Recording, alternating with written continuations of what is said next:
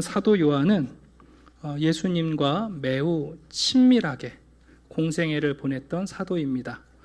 사도가 말씀하시기를 나는 예수님을 보았고 또 그분이 하시는 말씀을 들었고 내가 그분을 친히 만졌다. 그러시면서 우리한테 신앙이라는 게 뭐냐? 조금 다르게 말하면 우리의 삶의 가치는 뭐냐? 신앙이란 한마디로 사귐이라고 가르쳐 줍니다.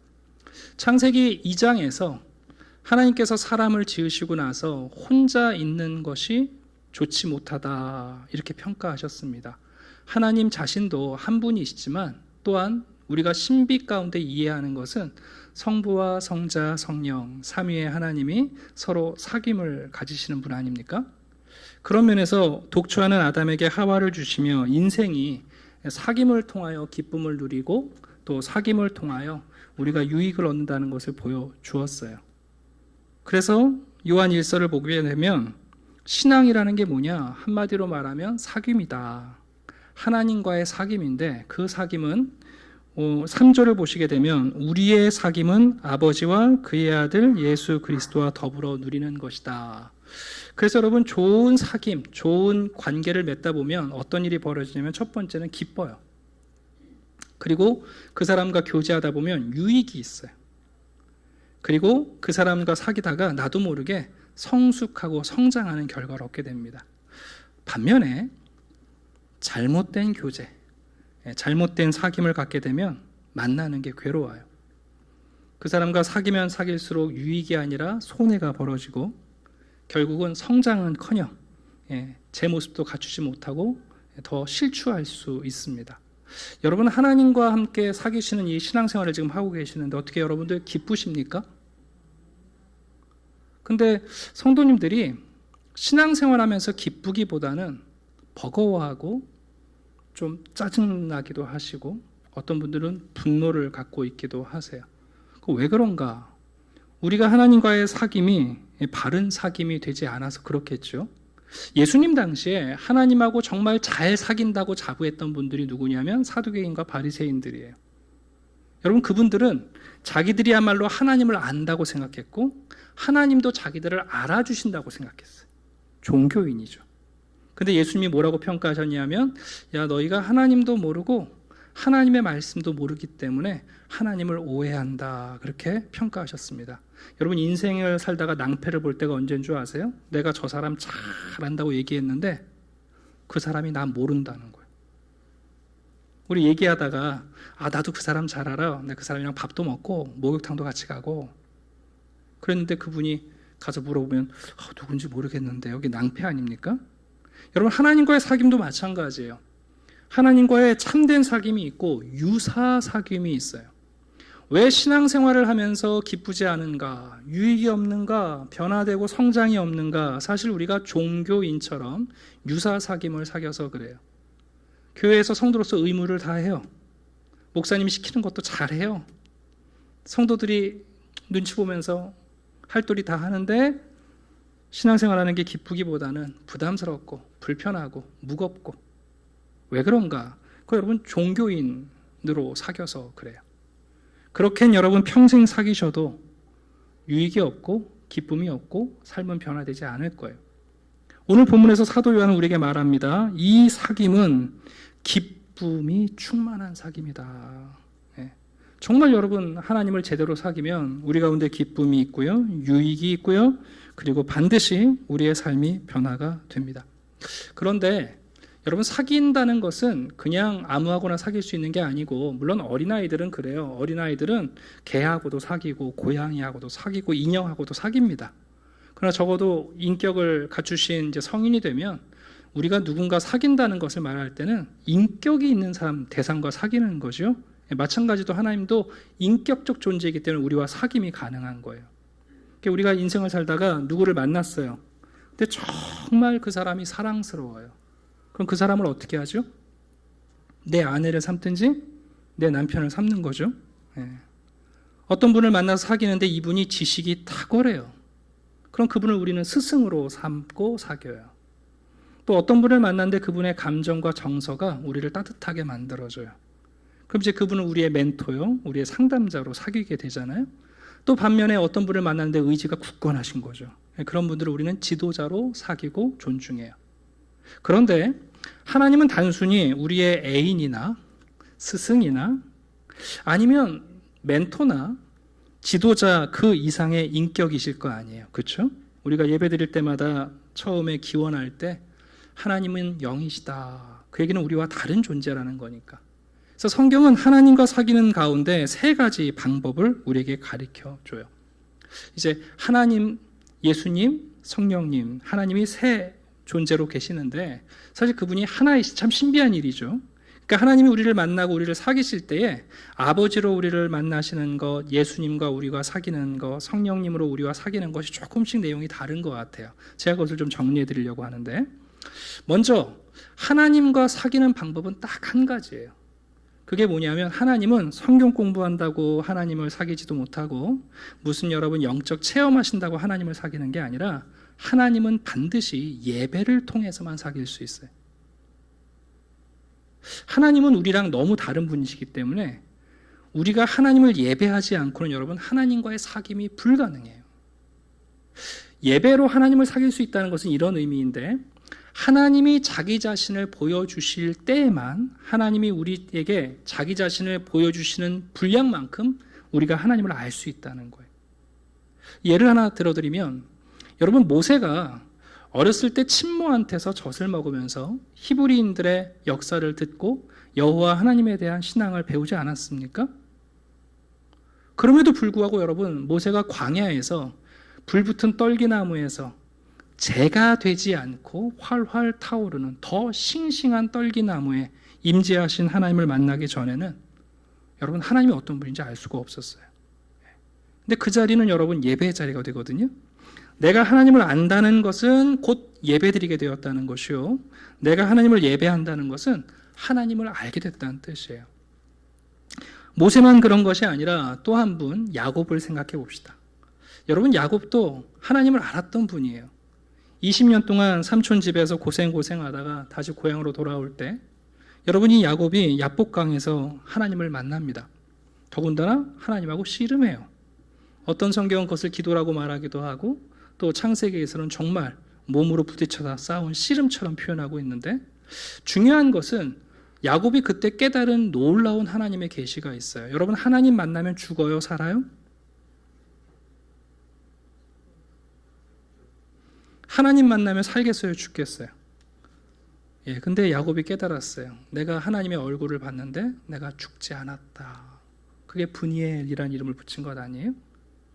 하나님이 어떤 분이신지는 하나님이 직접 자기를 계시해 주실 때만 우리가 알게 돼요. 우리가 많은 오늘날 신앙인들이 예배의 가치를 잃어버리는 게 뭐냐면 예배가 형식이 돼버렸기 때문이에요. 여러분 예배가 진짜 예배를 통해서 하나님을 알게 되고 하나님을 경험하고 새로운 하나님을 알게 되면 우리가 그걸 흔히 은혜라고 말하는데 그것은 단순히 그냥 신선한 전환을 얘기하는 게 아니라 우리를 압도하는 하나님에 대한 지식이 거기에 담겨 있다는 것을 우리가 깨닫게 돼요. 그러니까 하나님은 정말 예배를 통해서만 하나님을 알 수 있어요. 예배가 아니고서는 절대 하나님을 알 수 없어요. 아니 하나님을 알게 되면 반드시 예배하게 돼 있어요. 다른 유사 사귐이 아니라 참된 사귐, 바로 하나님은 예배를 통해서만 사귈 수 있습니다. 자, 하나님께서 우리에게 자신을 계시해 주실 때 정말 가장 극치의 계시가 뭐냐면 예수 그리스도께서 우리의 몸을 입고 인간의 몸을 입고 오신 것 아닙니까? 예수님은 우리에게 보여주시는 하나님이신데 특별히 예수는 우리처럼 살과 피가 있으신 분이에요. 그래서 예수님은 정말 요한이 말한 것처럼 우리가 친밀하게 사귈 수 있는데 근데 이상한 것은 그럴지라도 예수님하고 3년 반을 함께한 제자들이지만 예수님을 이해하지 못했어요. 예수님은 제자들을 속속들이 아는데 제자들은 예수님을 몰라요. 왜 그랬을까요? 여러분 예수님과 사귀려면 우리가 예수님이 걸어가신 그 십자가의 길을 나도 똑같이 걸어가 봐야만 예수님하고 공감이 되고 대화가 돼요.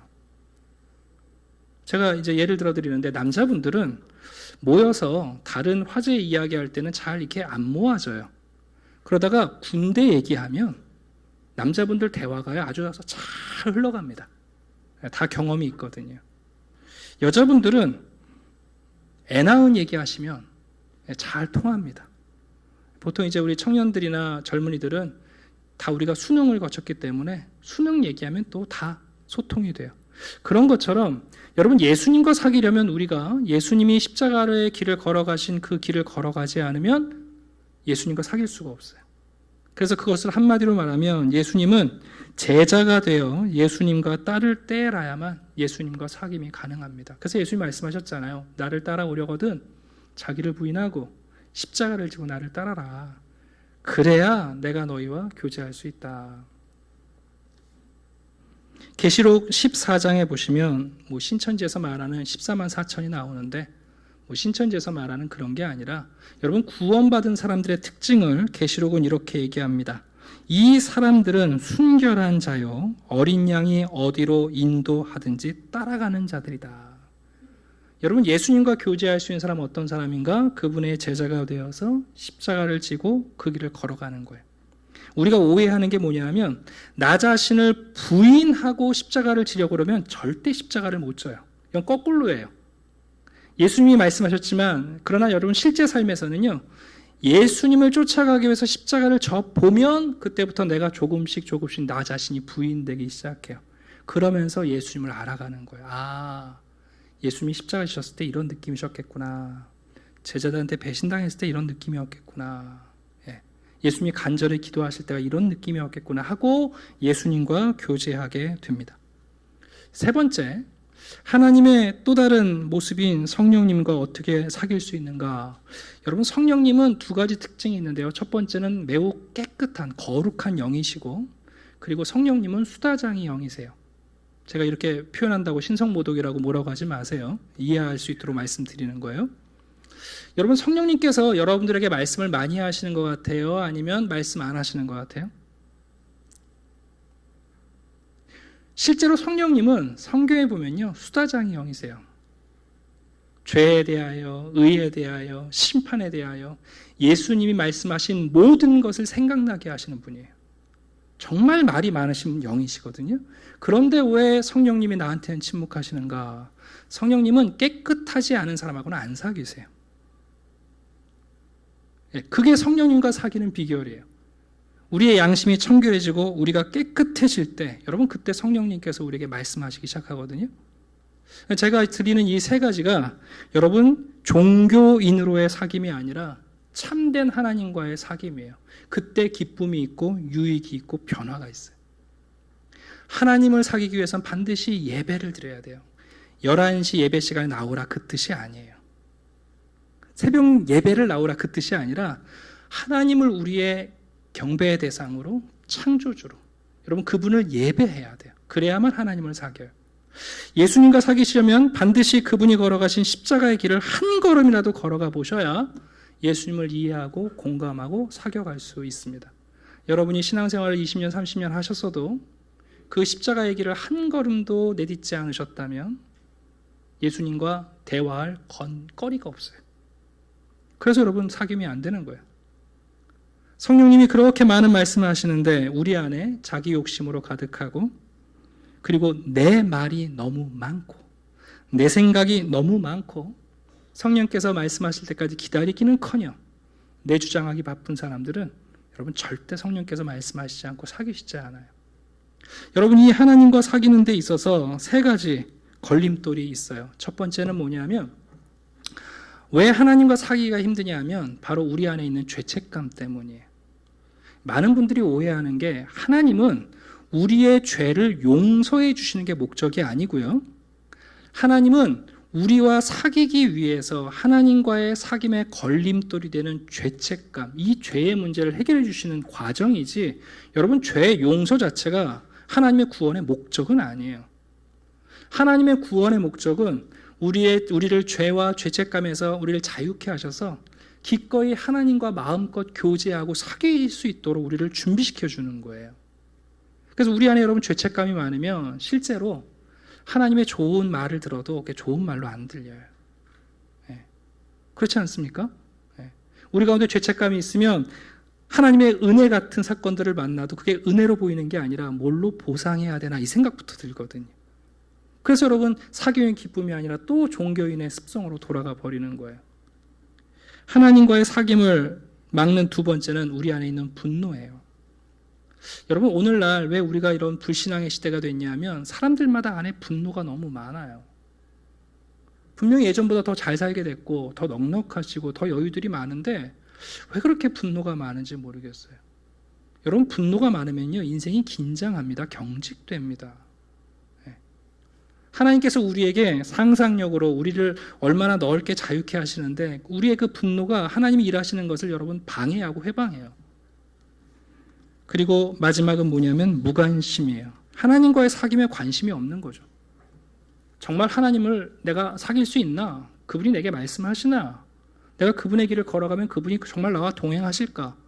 무관심한 거예요. 그런 사람은 여러분 하나님과 사귈 수 없죠. 저 오늘 굉장히 중요한 말씀을 드렸습니다. 신앙이란 무엇이냐? 신앙은 곧 우리의 삶인데 신앙은 하나님과의 사귐이에요. 요한이 말합니다. 우리의 사귐은 우리에게 진짜 기쁨과 유익과 우리의 변화를 가져다 줘요. 그게 없다는 것은 우리가 유사 사귐을 사귀고 있는 거예요. 꼭 기억하십시오. 하나님은 예배를 통해서만 사귈 수 있습니다. 예수님은 그분의 십자가의 길을 한 걸음이라도 걸어봐야만 예수님과 대화가 되기 시작해요. 여러분, 성령님 수다장이세요. 나는 왜 안 들리나? 내 안에 욕심이 많고 내 말이 너무 많고 내가 너무 성급하면 그분이 말씀하시지 않아요. 여러분, 이것을 꼭 기억하시고 신앙이라는 게 무엇이냐? 하나님과의 사귐이다. 그 참된 사귐으로 여러분 안에 기쁨과 유익과 변화가 있기를 축원합니다. 자, 이제 두 번째입니다. 그 하나님께서 우리와 사귀시다 보면 하나님이 우리에게 사명을 주세요. 인생은 왜 사는가? 그 이유를 알려주시는 거예요. 자, 우리 두 번째 본문 한번 찾겠습니다. 구약성경 열왕기 상입니다. 구약성경 550페이지입니다. 열왕기상 19장 13절에서 18절까지. 자, 마찬가지로 같이 읽겠습니다. 자, 시작. 엘리야가 듣고 겉옷으로 얼굴을 가리고 나가 굴 어귀의 섬에 소리가 그에게 임하여 이르시되 엘리야야, 내가 어찌하여 여기 있느냐? 그가 대답하되 내가 만군의 하나님 여호와께 열심히 유별하오니 이는 이스라엘 자손이 주의 언약을 버리고 주의 제단을 헐며 칼로 주의 선지자들을 죽였음이오며 오직 나만 남았거늘 그들이 내 생명을 찾아 빼앗으려 하나이다. 여호와께서 그에게 이르시되 너는 내 길을 돌이켜 광야를 통하여 다메섹에 가서 이르거든 하사엘에게 기름을 부어 아람의 왕이 되게 하고 너는 또 님시의 아들 예후에게 기름을 부어 이스라엘의 왕이 되게 하고 또 아벨 모올라 사밧의 아들 엘리사에게 기름을 부어 너를 대신하여 선지자가 되게 하라. 하사엘의 칼을 피하는 자를 예후가 죽일 것이요 예후의 칼을 피하는 자를 엘리사가 죽이리라. 그러나 내가 이스라엘 가운데에 7,000명을 남기리니 다 바알에게 무릎을 꿇지 아니하고 다 바알에게 입맞추지 아니한 자니라. 아멘. 배경 설명을 잠깐 드리면 구약 성경의 위대한 선지자인 엘리야가 사역했던 때는 북왕국 이스라엘의 가장 악했던 아합 왕 그리고 바알 제사장의 딸이었던 이세벨이 여왕으로 있던 시대입니다. 얼마나 시대가 악했던지 하나님께서 오죽하면 극단적인 방법을 쓰세요. 3년 반 동안 우로 비와 이슬을 멈추시는 일을 하세요. 여러분, 그럼에도 여러분 안 바뀌어요. 심지어 여러분 엘리사는요 바알과 아세라의 제사장 850명과 갈멜산에서 전투를 하면서 하늘에서 불을 내렸어요. 그리고 850명의 제사장들을 죽였습니다. 여러분, 그 정도면 대단한 일 한 거 아니에요? 하늘에서 불이 내려오고 여러분 우상 숭배하는 제사장들 850명을 죽였으니까 민족이 바뀌고 국가가 바뀌어야 될 거 아니에요. 근데 놀라운 사실은 바뀌는 게 아무것도 없어요. 예수 믿었다고 해서 예수님이 기적같이 은사를 주셔갖고 뭐가 바뀔 것 같죠? 여러분, 일상은 안 변해요. 엘리야가 여러분 포기하고요 도망칩니다. 로뎀나무 밑에 가서 엘리야가 하나님께 무슨 얘기하냐면 하나님, 저는 제 조상들보다 낫지 못합니다. 제가 하늘에서 불을 내린 것 같고 우상 제사장들을 죽이고 다 정리한 것 같은데 아무것도 변한 게 없습니다. 제가 제 조상들보다 나은 게 하나도 없습니다. 여기까지입니다. 여러분, 그때 열왕기상 19장의 9절과 13절을 보시면 하나님께서 엘리야한테 찾아오셔서 말씀하시죠. 너 왜 거기 있느냐 이렇게 물으세요. 이건 소재식 검사예요. 소재식 검사가 뭐냐 하면 응급실에 환자가 들어가면 의사들이 환자 뺨을 때리면서 묻잖아요. 환자분 여기 어딘지 아시겠어요? 네. 환자분 이름이 어떻게 되죠? 어쩌다가 이렇게 사고 당하신 거예요? 오늘이 며칠인지 아세요? 그게 뭐냐면 소재식 검사예요. 의식이 있는지를 묻는 거거든요. 하나님께서 엘리야한테 소재식 검사를 하시고 나서 엘리야에게 아주 잔잔한 목소리로 3가지 사명을 주세요. 저는 이 3가지 사명이 하나님이 우리 모두에게 주시는 인생의 사명이라고 생각합니다. 왜냐하면 엘리야만 그런 것이 아니라 잠시 후에 설명하겠습니다만 모세도 예수님도 이 3가지 사명을 이 땅에서 완수하셨기 때문에 그렇습니다. 자, 첫 번째 사명이 뭔지 아세요? 여러분, 지금 엘리야가 어디로부터 도망쳐 왔냐면 북왕국 이스라엘 포기하고 도망쳐 나왔어요. 하나님, 하늘에서 불을 내리고 이방 제사장들 죽여도 저 이세벨 껐떡도 안 합니다. 저 나라 저 민족 가치 없습니다. 저 더 이상 제사장 선지자 그만할 겁니다 하고는 도망쳐 나온 곳이잖아요. 근데 여러분, 놀랍게 하나님은 16절을 보시게 되면 엘리야를 다시 그 북왕국 이스라엘로 돌려보내세요. 야, 아직 안 끝났어. 너 가서 아합 왕 다음에 예후를 왕으로 세워라 하고 말씀하세요. 여러분, 모세를 한번 생각해 보시겠어요? 모세가 하나님을 만난 다음에 하나님이 제일 먼저 모세에게 주신 사명이 뭔지 아세요? 도망쳐 나온 애굽으로 돌아가라는 거예요. 예수님께서 부활하신 다음에 배신했던 제자들, 예수님으로부터 도망치고 예루살렘으로부터 도망친 사람들, 그 사도들에게 여러분 제일 먼저 요구한 게 뭔지 아세요? 갈릴리에서 만나자. 내가 너희들 처음 만났던 자리, 그러나 너희들이 준비가 안 되어 실패했던 그 자리로 우리를 돌려보내세요. 다시 말씀드리면 여러분, 우리가 하나님을 만나는 순간 하나님과 교제하다 보면 하나님을 우리로 어디로 보내시는가? 여러분이 포기한 여러분의 일상으로 여러분을 돌려보내십니다.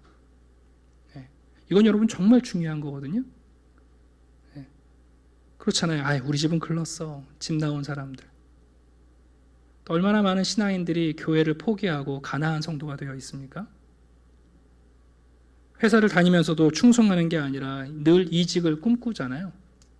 근데 여러분, 하나님께서는 우리를 일상 자기 자리로 돌아가라고 말씀하세요. 여러분, 그래서 신앙이라는 건 자기 자리 찾아가는 거예요. 아빠에게는 아빠의 자리로, 엄마에게는 엄마의 자리로, 학생들에게는 학생의 자리로. 그게 여러분 우리에게 주시는 첫 번째 사명이에요. 내가 포기한 자리로 우리를 다시 돌이키시는 겁니다. 여러분, 두 번째 사명은 뭐냐면 갑자기 15절을 보니까 엘리야한테 아람에 가서 아람의 왕을 세우시래요. 여러분, 아람은 이스라엘의 적국입니다. 이스라엘을 끊임없이 괴롭혔던 원수의 나라입니다. 그런데 원수의 나라에 가서 왕을 세우래요. 여러분, 이게 무슨 얘기입니까? 두 번째 사명은 원수를 친구 삼고 이웃을 친구 삼으라는 사명입니다. 저는 이게 너무너무 중요해 보이는데, 여러분, 모세한테 첫 번째 사명, 이스라엘 백성들을 광야에 끌고 나오셨을 때 여러분, 그 이스라엘 백성들이 모세에게 원수가 되는 거 아시죠? 광야에서 백성들이 틈만 나면 모세 째려봅니다. 왜 너희 집안만 지도자하냐? 왜 너만 지도자하냐? 여러분, 모세가 광야에서요 그 백성들을 사랑하다가 결국은 여러분 자기 목숨 내어주는 사랑을 하잖아요. 여러분, 예수님께서 사도들에게 복음을 전하라고 하실 때 갈릴리에서 만나신 다음에 어디서부터 출발하냐면 유대 땅 예루살렘에서 시작해요. 유대 땅 예루살렘은 어떤 곳이냐면 예수님을 십자가에 못 박아 죽인 사람들이 사는 곳이에요. 여러분, 우리에게 주시는 두 번째 사명은 뭐냐면 원수를 친구 삼는 겁니다. 히브리서 12장입니다. 모든 사람과 더불어 화평함과 거룩함을 따르라. 이것이 없이는 아무도 주를 보지 못하리라. 제가 농담처럼 얘기해요. 이 원수를 친구 삼는 기술을 빨리 배우지 아니하시면 평생 원수에게 둘러싸일 것이고, 이 기술을 빨리 습득하시면 어딜 가나 친구가 있게 됩니다. 중학교에 갔습니다. 일진들이 있어요. 저놈들 내가 고등학교 다른 데 가면 안 만나지. 피하자. 고등학교 갔어요. 또 일진이 있어요. 똥이 무서워서 피하냐? 더러워서 피하지. 또 피해요. 여러분 직장 가보십시오. 직장에는 원수가 없습니까? 나는 가정만 바라보고 살리라. 아내가 원수가 돼요. 남편이 원수가 돼요. 아이고, 내 남편 복이 없네.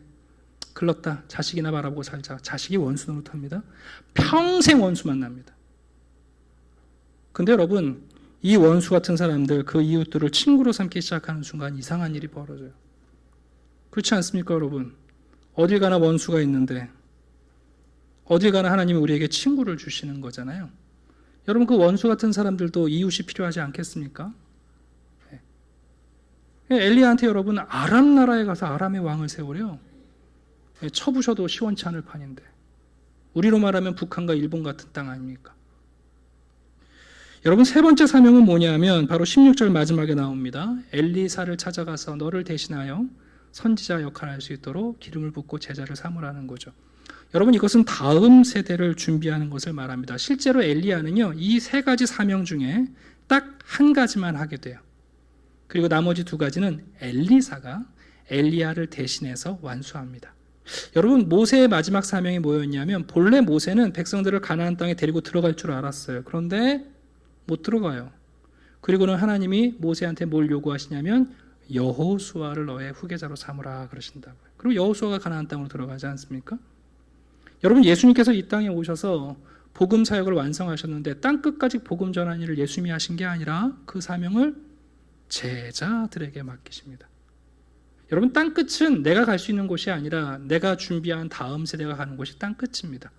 그런 면에서 이 세 가지는 단순한 엘리야에게 주시는 사명이 아니라 모세에게, 그리고 예수님도, 그리고 성경에 나오는 인물들이 여러분 이 세 가지 사명을 완수하며 인생을 살아갔다는 것을 알게 돼요. 저는 이게 너무 중요하다고 생각하고요, 이것을 깨달은 순간부터 실천하며 살아가려고 애를 씁니다. 여러분, 진짜 중요한 거예요. 우리가 이 사명을 완성할 때 우리가 실패한 과거를 다시 건져 올릴 수 있어요. 내가 포기했던 과거, 나는 여기서 실패했다고 생각했던 그 과거를 여러분 일상을 회복함으로 다시 건져 올려요. 우리의 현재, 원수에게 둘러싸인 피곤, 좀 껄끄러운 사람들과 함께 살아가는 이 현실이 피해야 할 도피처를 찾는 이유가 아니라 여러분 현재를 수많은 친구들과 이웃들과 함께 살아가는 삶의 거리로 건져 올려요. 미래에 대한 두려움은 우리에게 있어요. 근데 그 두려움을 어떻게 극복합니까? 그 두려움을 헤쳐나갈 수 있는 다음 세대를 준비하는 것으로 우리는 과거와 현재와 미래를 살아내는 사람들이에요. 여러분, 그것이 오늘 본문에서 엘리야에게 주시는 하나님의 사명입니다. 그러므로 우리의 사명이 뭐냐? 첫 번째, 우리의 일상을 회복하는 거예요. 여러분, 포기하지 마세요. 너무 빨라요. 너무 빨리 포기하지 마세요. 여러분, 사람들 만나면 적일까 원수일까 열심히 분별하려고 하시죠? 여러분이 친구라고 생각하는 사람들한테 다 배신당할 수 있고요, 여러분이 생각할 때 저놈은 아니야, 그 사람들이 여러분 나중에 여러분에게 도움이 되는 사람들 가능성이 매우 많아요. 무엇보다 우리에게 주어진 여러분 다음 세대를 책임지는 일은 너무 귀한 일이에요. 우리 시대가 출산의 문제를 얘기하고 교육의 문제를 얘기하면서도 정작 큰 희생을 치르려고 하지 않아요. 한번 생각해 보세요, 여러분. 다음 세대들을 위해서 여러분 정말 우리가 큰 희생을 치러야 돼요. 왜? 그들이 우리의 사명을 대신할 사람들이고 이어서 할 사람들이고 완성할 사람들이거든요. 자, 이제 세 번째 말씀을 드립니다. 그렇다면 대체 한샘교회는 어떤 정체를 가진 교회인가? 저는 교회가 두 종류라고 생각을 해요. 하나는 예수의 몸인 교회가 있고 사람들의 몸의 집합체인 교회가 있다는 생각을 해요. 에베소서에 보면 교회를 그리스도의 몸된 영광스러운 교회라고 표현합니다. 여러분, 그리스도의 몸된 교회는 그리스도의 말씀을 청종하는 교회입니다. 사무엘상 3장 10절을 보면 말씀하옵소서 주의 종이 듣겠나이다. 참 귀한 말씀이죠. 여러분, 성도, 교회는 어떤 교회가 되어야 되는가? 하나님에게 늘 귀를 기울이는 청종하는 교회가 되어야 돼요. 그렇지 않겠습니까? 두 번째는 뭐냐면 우리는 사실 우리가 감당할 수 없는 문제가 늘 우리 앞에 있어요. 어떻게 해야 될지 모르겠고 뭘 선택해야 될지 모를 때가 많아요. 여러분 그때 근심하고 염려하는 게 아니라 기도하는 교회가 되어야 돼요. 단순히 기도하는 게 아니라 무엇을 기도해야 될지 기도를 가르쳐 달라는 기도를 하는 교회가 되어야 돼요. 오늘날 한국 교회가 기도를 많이 해요. 근데 얼마나 오만한지 자기들의 기도 방식을 고수하며 기도해요. 여러분 그거 아니에요. 어떻게 기도해야 될지 기도를 가르쳐 달라는 기도를 하는 교회가 돼야 돼요. 이 문제 앞에서 이 사람들 앞에서 여러분 우리가 어떻게 기도해야 될지 모르잖아요. 그것부터 가르쳐 달라고 기도해야죠. 누가복음에 보면 제자들이 그랬습니다. 예수님의 기도하는 생활을 보니까 참 예수님은 은밀한 중에 기도하시고 고요할 때 기도하시고 예수님의 사역의 비밀이 뭐냐면 그 기도하시는 거였어요. 그러니까 제자들이 묻지 않습니까? 주여 우리에게도 기도를 가르쳐 주시옵소서. 나를 위해 기도해 주세요가 아니라 저희들이 예수님처럼 기도할 수 있도록 기도를 가르쳐 달라고 부탁하잖아요. 세 번째는 뭐냐면 여러분 우리에게는 이 땅에서 기쁨만 있는 게 아니라 반드시 남겨진 고난이 있습니다. 골로새서 1장을 보면 바울은 이렇게 말합니다. 남은 고난을 내 육체에 채우노라. 여러분 교회는 반드시 고난받는 교회이어야 합니다. 고난이 없다는 것은 너무 빨리 은퇴했든지 도망쳐버린 겁니다. 너무 멀찍이서 십자가를 쫓아가고 있는 겁니다. 마지막, 여러분 교회의 머리가 그리스도이시기 때문에 교회는 언제나 다시 오실 예수님을 기다립니다. 계시록 22장이죠. 아멘. 주 예수여 오시옵소서. 저는 한샘교회가 이런 교회가 되기를 기대합니다. 하나님의 말씀을 청종하는 교회, 예수님에게 기도를 가르쳐달라고 기도하는 교회, 복음을 위해 남은 고난에 동참하는 교회, 그리고 다시 오실 예수님을 앙망하는 교회. 여러분 주보 갖고 계시죠? 주보 뒷면에 보시면 제가 오늘 설교한 내용의 요약이 압축적으로 담겨 있습니다. 제가 읽어드릴게요. 뒷면 제일 상단을 보시면 올해 설립 40주년을 맞이한 한샘교회는 하나님을 예배하고 예수님 제자 되어 거룩한 생활로 성령님과 동행하는 신앙 공동체입니다. 한샘교회 성도들은 일상을 회복하고 이웃을 친구 삼아 다음 세대를 준비하는 사명을 사랑으로 실천하고 있습니다. 아주 압축적으로 있기 때문에 그 내용을 어떻게 해석해 오셨는지 모르겠지만 이런 의미입니다. 자, 말씀을 마치면서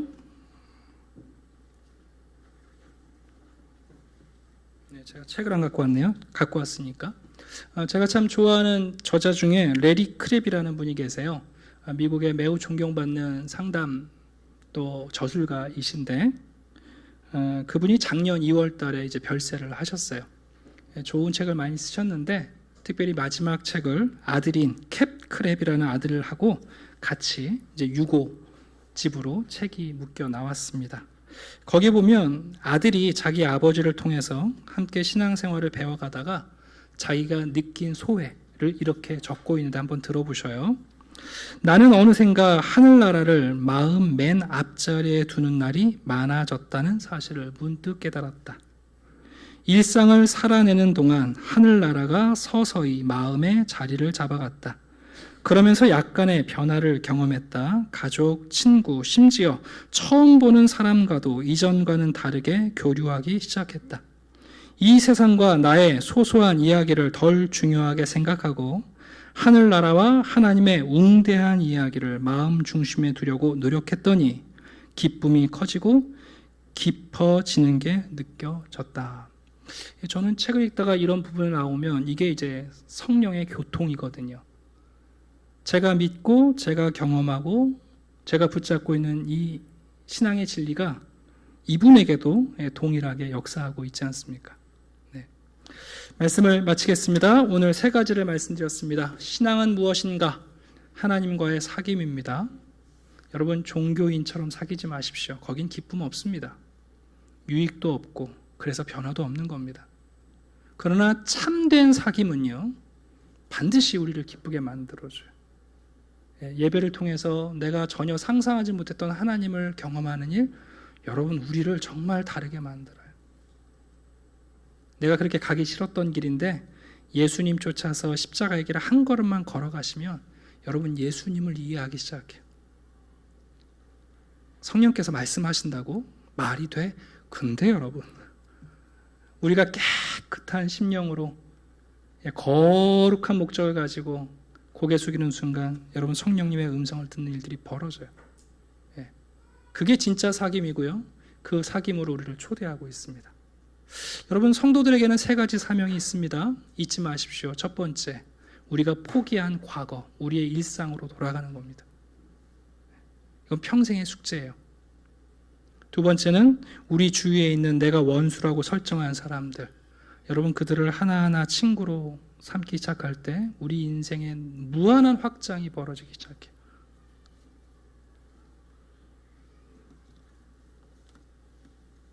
세 번째입니다. 여러분, 다음 세대를 위하여 우리가 치러야 할 대가가 있습니다. 우리의 미래는 우리가 준비하는 게 아니에요. 우리 부모님들 제발 여러분의 자녀의 미래를 여러분이 준비하려고 하지 마세요. 아니에요. 여러분의 미래를 자녀들이 준비하는 게 옳은 거예요. 그걸 못하니까 나이 드셔서도 여러분 40, 50 먹은 아들, 딸들 때문에 고생 걱정하고 계시는 거잖아요.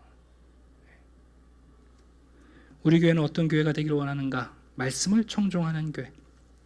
우리가 다 기도할 줄 몰라요.